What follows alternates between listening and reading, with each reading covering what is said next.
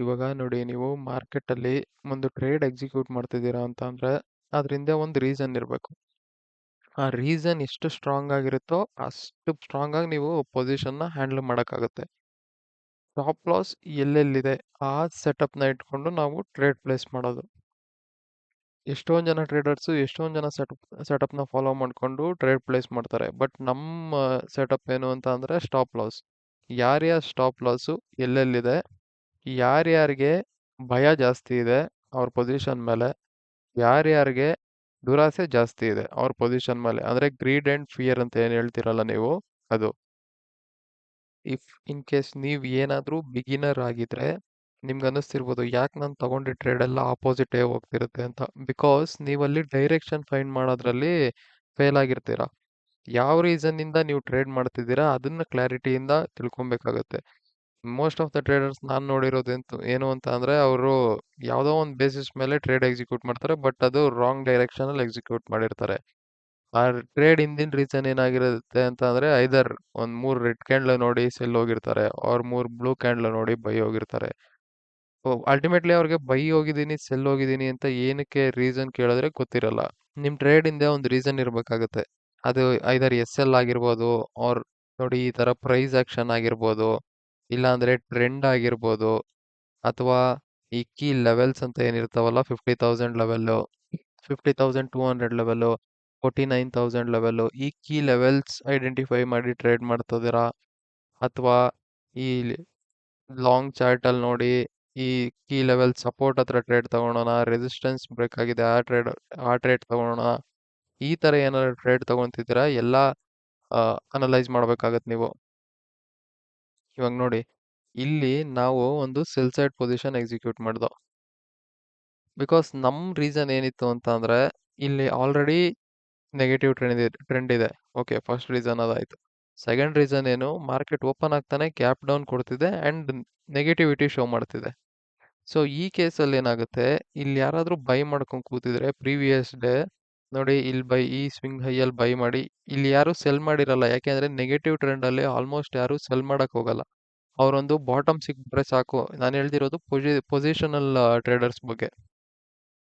Intraday traders ಇರ್ತಾರೆ, but ಅಷ್ಟು ಕ್ವಾಂಟಿಟಿಯಲ್ಲಿ ಇರಲ್ಲ.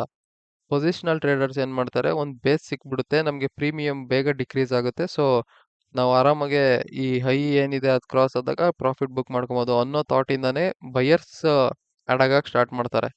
ಸೊ ಅವ್ರಿಗೆ ಜಾಸ್ತಿ ಭಯ ಇರುತ್ತೆ ಈ ತರ ನೆಗೆಟಿವ್ ಮಾರ್ಕೆಟ್ ಅಲ್ಲಿ. ಅವ್ರು ಗ್ಯಾಪ್ ಡೌನ್ ಓಪನ್ ಆಗಿದ ತಕ್ಷಣ ಪೊಸಿಷನ್ ಕೊಡಕ್ ಸ್ಟಾರ್ಟ್ ಮಾಡ್ತಾರೆ. ಅಂಡ್ ಇಲ್ಲಿ ನೋಡಿ, ಮಾರ್ಕೆಟ್ ಸ್ವಲ್ಪ ಬಯರ್ಸ್ ನ ಇನ್ವೈಟ್ ಮಾಡುತ್ತೆ, ಇಂಟ್ರಾಡೇ ಬಯರ್ಸ್ ನ. ಇದ್ ಮ್ಯಾಲ ಹೋಗುತ್ತೆ, ರಿಕವರಿ ಆಗುತ್ತೆ, ಇದೇ ಬೇಸ್ ಆಗ್ಬಿಡುತ್ತೆ ಮಾರ್ಕೆಟ್ಗೆ ಅಂತ. ಸೊ ಅವಾಗ ಏನ್ ಮಾಡುತ್ತೆ ಮಾರ್ಕೆಟು, ಮತ್ತೆ ಅವ್ರಿಗೆ ಸ್ವಲ್ಪ ಆಸೆ ಹುಟ್ಟಿಸಿ ಮತ್ತೆ ಡೌನ್ ಫಾಲ್ ಆಗಕ್ ಸ್ಟಾರ್ಟ್ ಆಯ್ತು. ಯಾವಾಗ ಈ ಲೋ ಬ್ರೇಕ್ ಆಯ್ತೋ ಅಥವಾ ಈ ಲೋ ಬ್ರೇಕ್ ಆಯ್ತೋ, ಇಲ್ಲಿ ಯಾರ್ಯಾರು ಬೈಯರ್ಸ್ ಕೂತಿರ್ತಾರಲ್ಲ, ಬೈಯರ್ಸ್ ಅವರೆಲ್ಲ ಎಕ್ಸಿಟ್ ಆಗಕ್ ಸ್ಟಾರ್ಟ್ ಆಗ್ತಾರೆ. ಅಂಡ್ ಇಲ್ಲೂ ಅಷ್ಟೇ, ನೀವೇನ್ ಜಾಸ್ತಿ ನಿಮ್ಮ ಮೈಂಡ್ ಉಪಯೋಗಿಸೋದು ಏನು ಬೇಡ. ಲೈಕ್ ಮಾರ್ಕೆಟ್ ರಾಕೆಟ್ ಸೈನ್ಸ್ ನಮ್ಗೆ ಅರ್ಥ ಆಗಲ್ಲ, ಮೂಮೆಂಟ್ ಕಂಡುಹಿಡಿಯಕ್ಕಾಗಲ್ಲ, ಎಲ್ಲಿ ಟಾಪ್ ಆಗುತ್ತೆ ನೋಡೋಕ್ಕಾಗಲ್ಲ, ಎಲ್ಲಿ ಬೇಸ್ ಆಗುತ್ತೆ ನೋಡೋಕ್ಕಾಗಲ್ಲ, ಅಥವಾ ಮೂಮೆಂಟ್ ಕೊಟ್ರೆ ಒಂದು ಕಂಟಿನ್ಯೂಸ್ ಮೂಮೆಂಟ್ ಇರುತ್ತಾ ಗೆಸ್ ಮಾಡೋಕ್ಕಾಗ್ತಿಲ್ಲ, ಅಥವಾ ಇದೊಂದು ಫಾಲ್ಸ್ ಬ್ರೇಕ್ಔಟ್ ಆಗೋ ಪಾಸಿಬಿಲಿಟೀಸ್ ಇರುತ್ತೆ ಅಂತ ಗೆಸ್ ಮಾಡೋಕ್ಕಾಗ್ತಿಲ್ಲ. ಅವೆಲ್ಲ ಏನು ತಲೆ ಕೆಡಿಸ್ಕೊಳೋ ಅವಶ್ಯಕತೆ ಇಲ್ಲ. ಮಾರ್ಕೆಟ್ ಏನ್ ಪ್ರೈಸ್ ಆಕ್ಷನ್ ಮಾಡಿರುತ್ತಲ್ಲ ಅದ್ರಿಂದನೇ ಅರ್ಧ ಮಾರ್ಕೆಟೇ ನಿಮ್ಗೆ ಹಿಂಟ್ ಕೊಡುತ್ತೆ, ಇಲ್ಲಿ ನಾನು ಕಾಲ್ ಸೈಡ್ ಹೋಗ್ತಿದ್ದೀನಿ, ಇಲ್ಲಿ ನಾನು ಸೆಲ್ ಸೈಡ್ ಹೋಗ್ತಿದ್ದೀನಿ ಅಂತ. ಆ ಹಿಂಟ್ಸ್ ಕೊಡೋದನ್ನೇ ನಾವು ಎಸ್ ಎಲ್ ಅಂತ ಕರಿತೀವಿ. ಇವಾಗ ನೋಡಿ, ಇಲ್ಲಿ ಬಂದು ಮಾರ್ಕೆಟ್ ಹೋಲ್ಡ್ ಆಗಿದೆ. ನೋಡಿ ಇಲ್ಲಿ ಹೋಲ್ಡಿಂಗ್ ತೋರಿಸ್ತು ಮಾರ್ಕೆಟ್. ನೋಡಿ, ಈ ದಿನ ಫುಲ್ಲುನು ಹೋಲ್ಡಿಂಗ್ ತೋರಿಸಿದೆ. ಇದು ನೀವೇನ್ ಅನ್ಕೊಂತೀರಾ, ಯಾರೋ ಸ್ಟ್ರಾಂಗ್ ಬೈಯರ್ಸ್ ಬಂದಿರ್ತಾರೆ, ಅವರು ಮಾರ್ಕೆಟ್ನ ಮೇಲಕ್ಕೆ ತಗೊಂಡು ಹೋಗ್ತಾರೆ, ಇದೇ ಬೇಸ್ ಆಗ್ಬಿಡುತ್ತೆ. ಸೊ ಅವ್ರ ಮಾರ್ಕೆಟ್ನ ಮೇಲಕ್ಕೆ ಪುಷ್ ಮಾಡ್ತಾರೆ ಅಂತ.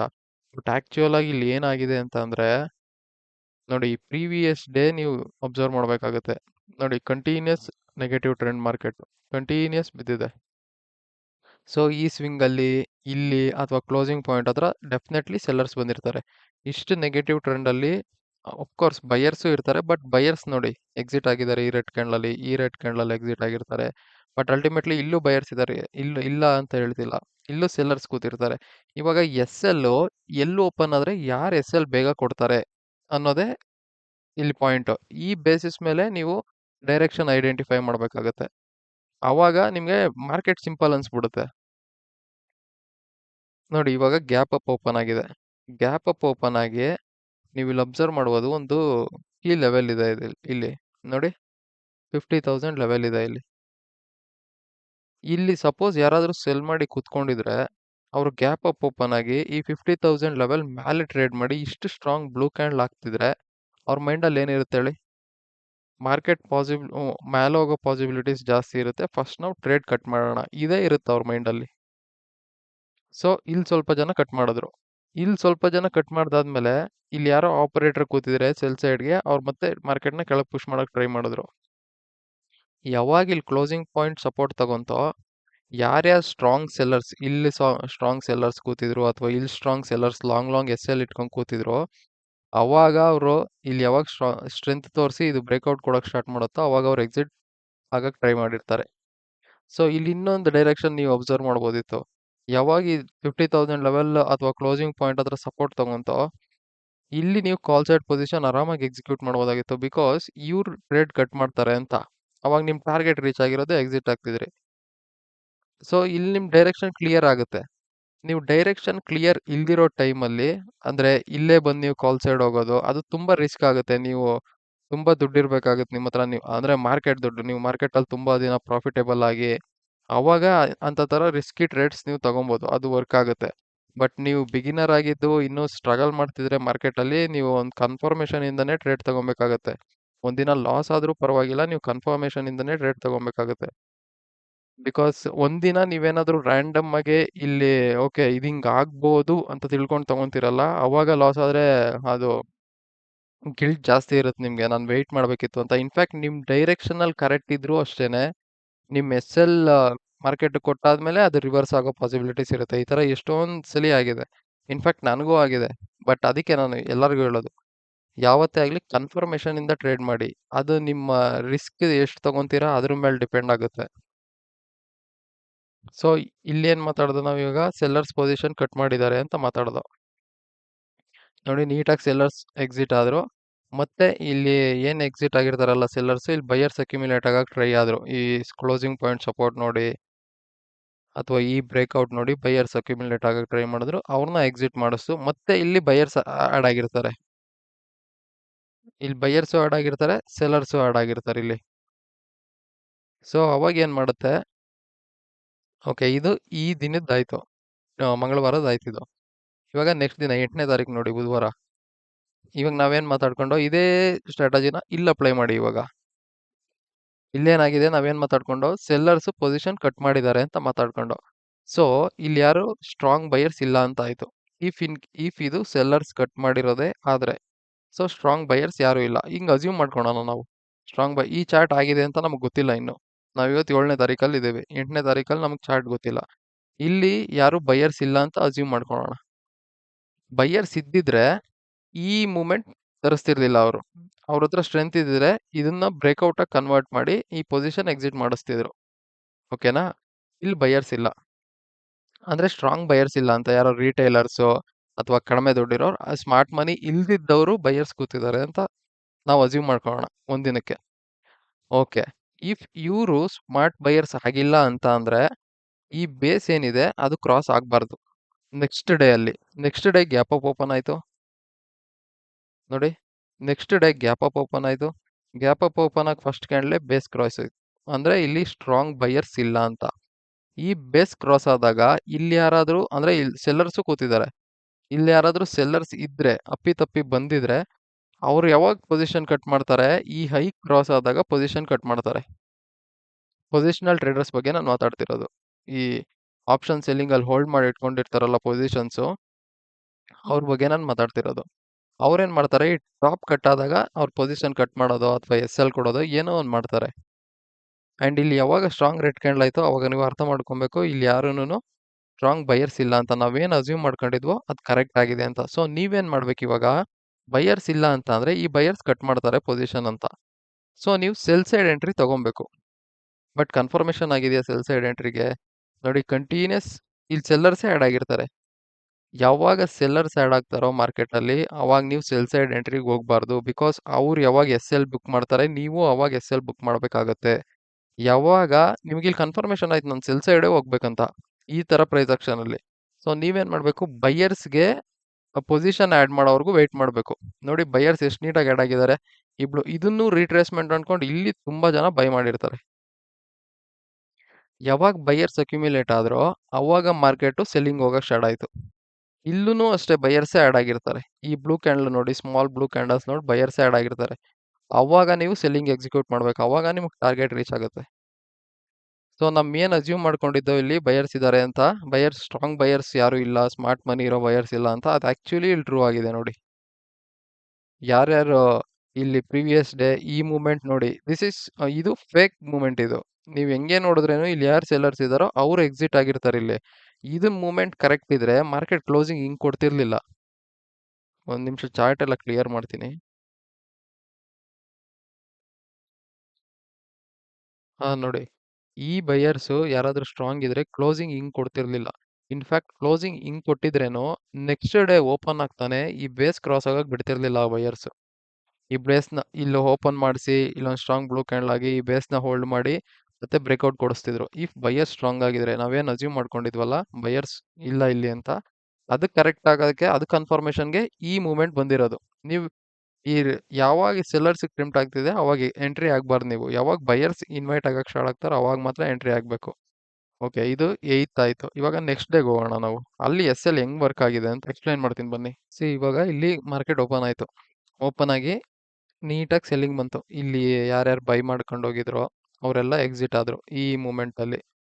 ಈ ಈ ಮೂಮೆಂಟ್ ಯಾವಾಗ ಆಯ್ತೋ ಇಲ್ಲೆಲ್ಲ ಬೈಯರ್ಸ್ ಎಕ್ಸಿಟ್ ಆಗಕ್ ಸ್ಟಾರ್ಟ್ ಆಗಿದ್ರು. ಇನ್ ಮೀನ್ ಟೈಮ್ ಇಲ್ಲಿ ಸೆಲ್ಲರ್ಸ್ ಬರಕ್ ಟ್ರೈ ಮಾಡಿರ್ತಾರೆ.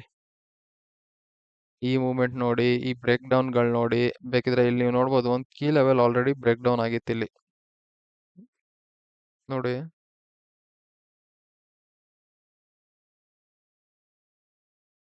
ನೋಡಿ ಇದು ಸ್ಟ್ರಾಂಗ್ ಸಪೋರ್ಟ್ ಅಂತ ಏನ್ ಅನ್ಕೊಂಡಿದ್ರು ಅದು ಬ್ರೇಕ್ ಡೌನ್ ಆಗಿತ್ತು. ನೋಡಿ ಕೀ ಲೆವೆಲ್ ಬ್ರೇಕ್ ಡೌನ್ ಆಗಿತ್ತು, ಅವಾಗ ಸೆಲ್ಲರ್ಸ್ ಆಡ್ ಆಗಕ್ ಟ್ರೈ ಆದ್ರಿ ಇಲ್ಲಿ. ಸೊ ಸೆಲ್ಲರ್ಸ್ ಆಡ್ ಆಗಕ್ ಟ್ರೈ ಆದ್ಮೇಲೆ ಏನಾಯ್ತು ನೋಡಿ, ಇಲ್ಲಿ ಕೀ ಲೆವೆಲ್ ಬ್ರೇಕ್ ಡೌನ್ ಆದ್ಮೇಲೆ ಸೆಲ್ಲರ್ಸ್ ನೀಟಾಗಿ ಆಡ್ ಆಗಕ್ ಟ್ರೈ ಆಗಿದ್ರು. ಇಫ್ ಇನ್ ಕೇಸ್ ನೀವು ಮಾರ್ನಿಂಗ್ ಟ್ರೇಡ್ ಮಾಡ್ತಿಲ್ಲ ಅನ್ಕೊಳ್ಳಿ, ಮಾರ್ನಿಂಗ್ ಅಲ್ಲಿ ಅವೈಲೇಬಲ್ ಇರಲಿಲ್ಲ, ಸೊ ಈ ಟೈಮ್ ಫ್ರೇಮ್ ಮೇಲೆ ನೀವು ಅವೈಲೇಬಲ್ ಇದ್ದೀರಾ, ಅರೌಂಡ್ 12 ಮೇಲೆ ನೀವು ಅವೈಲೇಬಲ್ ಇದ್ದೀರಾ ಅನ್ಕೊಳ್ಳಿ, ಅವಾಗ ನೀವಿಲ್ಲಿ ಒಂದು ಕಾಲ್ ಸೈಡ್ ಪೊಸಿಷನ್ ಎಕ್ಸಿಕ್ಯೂಟ್ ಮಾಡಬೇಕಾಗುತ್ತೆ. Because key level break down ಆದ್ಮೇಲೆ ಸೆಲ್ಲರ್ಸ್ ಬರಕ್ ಟ್ರೈ ಮಾಡ್ತಾರೆ. ಅಂಡ್ ನೀಟಾಗಿ ನೋಡಿ ಸೆಲ್ಲರ್ಸ್ ಎಷ್ಟು ಟೈಮ್ ಕೊಡ್ತಿದೆ, ಇಲ್ಲಿ ಯಾರು ಬೈ ಮಾಡಿರಲ್ಲ. ಅಂಡ್ ನೀವು ಇಲ್ಲೊಂದು ಬೈಯಿಂಗ್ ಸೈಡ್ ಅಪರ್ಚುನಿಟಿನೇ ಫೈಂಡ್ ಮಾಡಬೇಕಾಗುತ್ತೆ. ಅದ್ರಲ್ಲಿ ತುಂಬಾ ರಿಸ್ಕ್ ಇರುತ್ತೆ. ನೀವು ಕನ್ಫರ್ಮೇಶನ್ ವೆಯ್ಟ್ ಮಾಡಿ ಆದ್ರೂ ಟ್ರೇಡ್ ಮಾಡ್ಬೋದು, ಅಥವಾ ನೀವು ಪ್ರಾಫಿಟೇಬಲ್ ಟ್ರೇಡರ್ ಆಗಿದ್ರೆ, ಒಂದು ಕಂಟಿನ್ಯೂಸ್ ಸ್ಟ್ರೀಕ್ ಇದ್ರೆ, ಪ್ರಾಫಿಟ್ ಸ್ಟ್ರೀಕ್ ಇದ್ರೆ, ನೀವೊಂದು ರಿಸ್ಕಿ ಟ್ರೇಡ್ ಇಲ್ಲಿ ಎಂಟ್ರಿ ಆಗ್ಬೋದು. ಈ ಸ್ವಿಂಗ್ ಹೈ ಹತ್ರ ನಿಮ್ ಟಾರ್ಗೆಟ್ ಇಟ್ಕೊಂಡು, ಅಥವಾ ಈ ಲೋ ಏನಾಗಿದೆ ಆ ಲೋ ಬ್ರೇಕ್ ಡೌನ್ ಆದ್ರೆ ನಾನು ಎಸ್ ಎಲ್ ಕೊಡ್ತೀನಿ ಅಂತ. ಸೊ ಇಲ್ಲಿ ಅರ್ಥ ಆಯ್ತಾ ನಿಮ್ಗೆ, ಸೆಲ್ಲರ್ಸ್ ಬರಕ್ ಟ್ರೈ ಮಾಡಿದ್ರು ಮಾರ್ಕೆಟ್ ಸೆಲ್ಲರ್ಸ್ ನ ಎಕ್ಸಿಟ್ ಮಾಡಿಸ್ತು. ಬಟ್ ಇಲ್ಲಿ ನೋಡಿ ಕೀ ಲೆವೆಲ್ ಬ್ರೇಕ್ಔಟ್ ಕೊಟ್ಟಿಲ್ಲ ಮಾರ್ಕೆಟ್. ಸೊ ಮೇಜರ್ ಸೆಲ್ಲರ್ಸ್ ಯಾರ್ಯಾರಿದ್ದಾರೆ ಅವ್ರು ಇನ್ನೂ ಎಕ್ಸಿಟ್ ಆಗಿಲ್ಲ. ಈ ಲೆವೆಲ್ ಹತ್ರ ಯಾರು ಮಾರ್ಕೆಟ್ ನ ಕೆಳಗಡೆ ಪುಷ್ ಮಾಡಿದಾರಲ್ಲ ಸ್ಮಾರ್ಟ್ ಮನಿ ಇರೋ ಸೆಲ್ಲರ್ಸ್, ಅವ್ರಿಗೆ ಏನು ಪ್ರಾಬ್ಲಮ್ ಆಗಿಲ್ಲ ನೋಡಿ. ಅವ್ರು ಇನ್ನೂ ಹಂಗೆ ಕೂತಿರ್ತಾರೆ 50,000 ರೆಸಿಸ್ಟೆನ್ಸ್. ಇಲ್ಲೋ ಸ್ವಲ್ಪ ರಿಟೈಲರ್ ಸೆಲ್ಲರ್ಸ್ ಬಂದಿರ್ತಾರೆ. ಸೊ ಇವಾಗ ಬಿಟ್ಬಿಡಿ, ಈ ಚಾರ್ಟ್ ವರ್ಗೂ ಬಿಟ್ಬಿಡಿ. ಈ ಚಾರ್ಟ್ ಆಗಿಲ್ಲ ಅನ್ಕೊಳ್ಳಿ, 9th ಜಾನ್ ಚಾರ್ಟ್ ಆಗಿಲ್ಲ, 8th ಜಾನ್ ಅಲ್ಲಿ ಇದ್ದೀರಾ ನೀವು. ನೀವು ನಾಳೆ ಪ್ಲಾನ್ ಮಾಡಬೇಕು. ಓಕೆ, ಇಲ್ಲಿ ಯಾರೋ ಸ್ಟ್ರಾಂಗ್ ಬೈಯರ್ಸ್ ಇದ್ದಾರೆ ಅಂತಾನೆ ಅಸ್ಯೂಮ್ ಮಾಡ್ಕೊಳ್ಳಿ.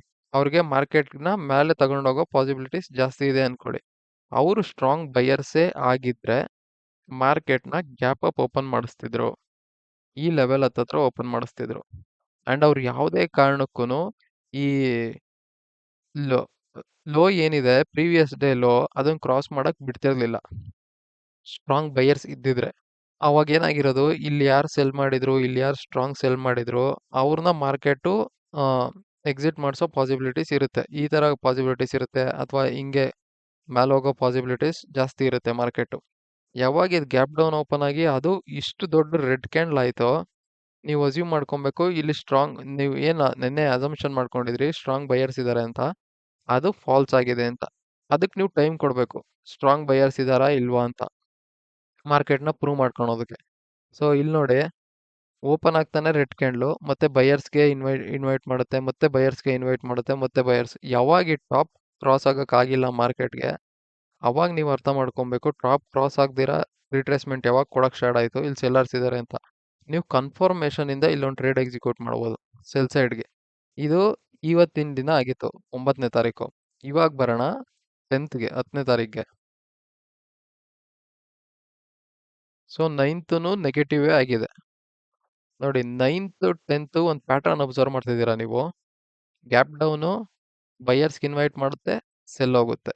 ನೋಡಿ, ಗ್ಯಾಪ್ ಡೌನು ಬೈಯರ್ಸ್ಗೆ ಇನ್ವೈಟ್ ಮಾಡುತ್ತೆ, ಸೆಲ್ ಹೋಗುತ್ತೆ. ಗ್ಯಾಪ್ ಡೌನು ಬೈಯರ್ಸ್ ಇನ್ವೈಟ್ ಮಾಡುತ್ತೆ, ಸೆಲ್ ಹೋಗುತ್ತೆ. ಸೊ ನಾವು ಇಲ್ಲಿ ಏನ್ ಮಿಸ್ಟೇಕ್ ಮಾಡಿದ್ದೋ ಆ ಮಿಸ್ಟೇಕ್ ಇಲ್ಲಿ ಮಾಡಿಲ್ಲ ನಾವು. ಇಲ್ಲಿ ನಾವೇನು ಅಸ್ಯೂಮ್ ಮಾಡ್ಕೊಂಡಿದ್ದೋ ಸ್ಟ್ರಾಂಗ್ ಬೈಯರ್ಸ್ ಇದಾರೆ ಅಂತ. ಯಾವಾಗ ಈ ಮೂಮೆಂಟ್ ಆಯ್ತೋ ಆವಾಗ ಗೊತ್ತಾಯ್ತು ನಮ್ಗೆ ಇಲ್ಲಿ ಇರೋ ಸ್ಟ್ರಾಂಗ್ ಬೈಯರ್ಸ್ ಅಲ್ಲ, ಮಾರ್ಕೆಟ್ ಬೈಯರ್ಸ್ನ ಇನ್ವೈಟ್ ಮಾಡುತ್ತೆ, ಎಕ್ಸಿಟ್ ಮಾಡಿಸುತ್ತೆ, ಈ ತರ ಮೂಮೆಂಟ್ ಕೊಡುತ್ತೆ ಅಂತ. ಸೊ ಯಾವಾಗ ಗ್ಯಾಪ್ ಡೌನ್ ಓಪನ್ ಆಯ್ತೋ ನಾವು ಇಮಿಡಿಯೇಟ್ ಪ್ಲಾನ್ ಮಾಡ್ಕೊಂಡು ಇದು ಸೆಲ್ ಹೋಗುತ್ತೆ ಮಾರ್ಕೆಟ್ ಅಂತ. ಅದರಲ್ಲೂ ಈ ರೆಡ್ ಕ್ಯಾಂಡಲ್ ಆದಾಗ ನಾನು ವೆಯ್ಟ್ ಮಾಡಿದೆ ಸ್ವಲ್ಪ ಹೊತ್ತು. ನೆನ್ನೆ ಈ ಮೂಮೆಂಟ್ ಕೊಟ್ಟಿದೆ, ಇವತ್ತು ಏನ್ ಮಾಡುತ್ತೋ ನೋಡೋಣ ಅಂತ. ಅಂಡ್ ಇನ್ಫ್ಯಾಕ್ಟ್ ನಿಫ್ಟಿಯಲ್ಲೂ ಅಷ್ಟೇ ನೀವು ನೆನ್ನೆ ಸ್ಟ್ರಾಂಗ್ ಆಗೋ ತರ ಕಾಣಿಸ್ತಿತ್ತು ಇಲ್ಲಿ. ಫಸ್ಟ್ 5 ಮಿನಿಟ್ಸ್ ಅಲ್ಲೇ ನೋಡಿದ್ರೆ ನೋಡಿ, ಇಲ್ಲಿ ಸ್ವಲ್ಪ ಸ್ಟ್ರೆಂತ್ ತೋರಿಸ್ತಿದೆ, ಕ್ಲೋಸಿಂಗ್ ಪಾಯಿಂಟ್ ಸಪೋರ್ಟ್ ತಗೊಳೋದು ಹಂಗೆ. ಯಾವಾಗ ಇದು ಬ್ರೇಕ್ ಡೌನ್ ಆಗಿ ಕನ್ವರ್ಟ್ ಆಯ್ತೋ ಅವಾಗ ನಾವು ಬ್ಯಾಂಕ್ ನಿಫ್ಟಿಯಲ್ಲೂ ಸೆಲ್ ಸೈಡ್ ಪೊಸಿಷನ್ ಎಂಟ್ರಿ ತಗೊಂಡು. ಸೊ ನೀವು ಹಿಂಗೆ ಚಾರ್ಟ್ನ ಅನಲೈಸ್ ಮಾಡಿ, ಮಾರ್ಕೆಟೇ ಎಲ್ಲ ಹೇಳುತ್ತೆ, ನೀವೇನು ಜಾಸ್ತಿ ತಲೆ ಕೆಡಿಸ್ಕೊಳೋದು ಬೇಡ. ನೀವು ಏನಿದೆ ಅಂದರೆ ಮಾರ್ಕೆಟಲ್ಲಿ ಇರಬೇಕಷ್ಟೇ ನಿಮ್ಮ ಕ್ಯಾಪಿಟಲ್ ಇಟ್ಕೊಂಡು. ನೀವು ಕ್ಯಾಪಿಟಲ್ಲೇ ಇಲ್ಲ ಅಂತಾನೆ ನಿಮ್ಗೆ ಎಕ್ಸ್ಪೀರಿಯನ್ಸೇ ಸಿಗಲ್ಲ, ನಾನು ಏನು ಮಾಡ್ತಿದ್ದೀನಿ ಮಾರ್ಕೆಟಲ್ಲಿ ಅಂತ. ಕ್ಯಾಪಿಟಲ್ ಇದ್ದಾಗ ನೀವು ಟ್ರೇಡ್ ಮಾಡೋ ರೀತಿ ಬೇರೆ ಆಗಿರುತ್ತೆ. ಕ್ಯಾಪಿಟಲ್ ಇಲ್ದಿರಾ ನೀವು ಸುಮ್ಮನೆ ಮಾರ್ಕೆಟ್ ನೋಡಿ, ಅಥವಾ ನೀವು ಎಕ್ಸೆಲಲ್ಲಿ ಬರ್ಕೊತಿರೋ ಅಥವಾ ನೋಟ್ಬುಕ್ಕಲ್ಲಿ ಬರ್ಕೊತಿರೋ, ನಾನು ಈ ಟೈಮಲ್ಲಿ ಈ ಪ್ರೀಮಿಯಮ್ಗೆ ಎಂಟ್ರಿ ಆಗ್ತಿದ್ದೀನಿ ಇವತ್ತಿನ ಮಾರ್ಕೆಟಲ್ಲಿ ಅಂತ ಆ ಥರ ಟ್ರೇಡ್ ಮಾಡಿದ್ರೆ ಅದು ಎಕ್ಸ್ಪೀರಿಯನ್ಸ್ ಅಷ್ಟು ಸಿಗಲ್ಲ. ಸೊ ನೀವು ಕ್ಯಾಪಿಟಲ್ನ ಉಳಿಸ್ಕೊಂಡು ಕಡಿಮೆನೇ ತಗೊಂಡು ಬನ್ನಿ, ಒಂದೇ ಲಾಟಲ್ಲೇ ಟ್ರೇಡ್ ಮಾಡಿ, ಏನು ಪ್ರಾಬ್ಲಮ್ ಆಗಲ್ಲ. ಕ್ಯಾಪಿಟಲ್ನ ಉಳಿಸ್ಕೊಂಡು ಆ ಎಕ್ಸ್ಪೀರಿಯನ್ಸ್ ಗೈನ್ ಮಾಡಿ, ನೀವು ಏನು ತಪ್ಪು ಮಾಡಿದ್ದೀರಾ ಅದನ್ನ ತಿದ್ಕೊಂತ ಹೋದ್ರೇನೆ ನೀವು ಕ್ರಮೇಣವಾಗಿ ಅದರಲ್ಲಿ ಪ್ರಾಫಿಟೇಬಲ್ ಆಗ್ತೀರಾ.